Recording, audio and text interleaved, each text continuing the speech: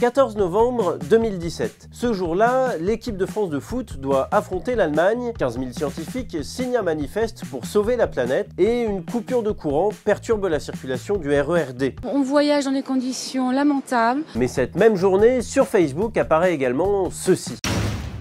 La photo d'une jeune femme manchotte que le handicap n'empêche pourtant pas de sourire. Le portrait est accompagné de cette légende. Personne ne va partager ma photo comme je suis handicapé. Mais c'est tout le contraire qui se passe. Les commentaires se comptent rapidement par milliers. Vous êtes super jolie, à tel point qu'on ne voit pas votre handicap au premier regard.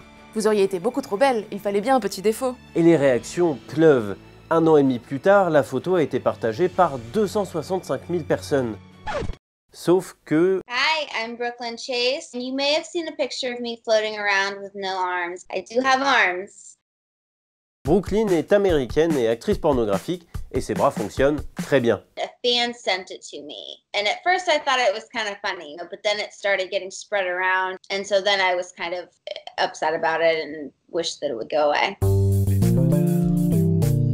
Ceux qui ont posté cette photo, ce sont les administrateurs de la page Facebook Tweebuzz. Ils ont trouvé ce photomontage en ligne et ont ajouté un commentaire totalement inventé dans le seul but d'émouvoir les internautes. Des cas comme celui-ci, il y en a beaucoup. Vraiment beaucoup. Il y a par exemple cette photo, partagée par plus de 500 000 personnes. Mais cette fois, ce n'est pas un montage, il s'agit de Gemma Flanagan, une mannequin qui est effectivement en situation de handicap. Mon mari a honte de moi parce que je suis handicapé. Je veux avoir un partagé sur votre journal si vous n'avez pas honte de moi. Mais là encore, le commentaire est complètement inventé. Gemma Flanagan n'a jamais dit ça, et si on jette un œil à son compte Instagram, son mari n'a pas vraiment l'air d'avoir honte de sa femme. On trouve aussi sur Facebook des détournements plus sordides encore, comme par exemple la photo de 7 enfants gravement malades. Depuis 2018, elle a été utilisée par plusieurs pages qui ne sont d'ailleurs même pas d'accord sur le prénom de ce garçon.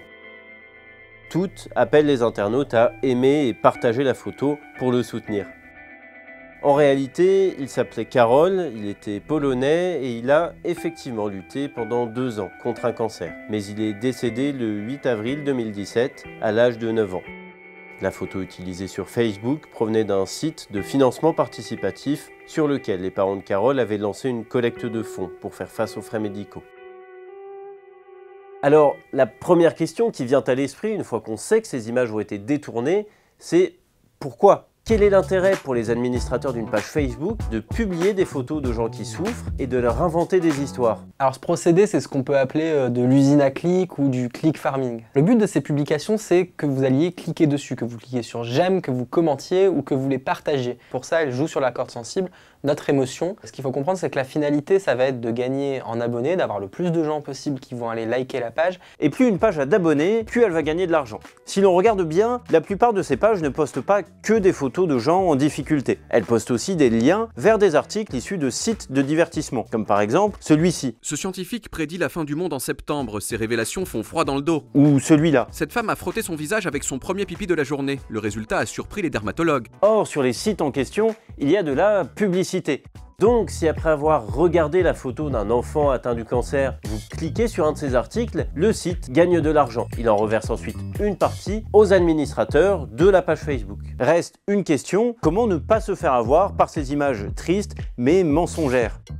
Eh bien, c'est assez simple. Déjà, on peut jeter un œil au reste de la page Facebook. Si elle accumule les photos de personnes en difficulté qui demandent des j'aime et des partages sans même donner leur nom, vous pouvez commencer à vous méfier. Et puis, si vous voulez aller plus loin, vous pouvez remonter à la source de l'image. Pour faire ça, si vous utilisez Chrome, il vous suffit de faire un clic droit sur la photo et de demander à faire une recherche avec Google.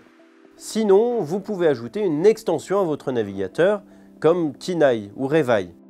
Une fois que c'est fait, il vous suffit de faire un clic droit sur l'image pour chercher celle qui lui ressemble. Vous voyez immédiatement les autres sites où la photo a été publiée, ce qui peut vous renseigner assez rapidement sur sa véritable origine.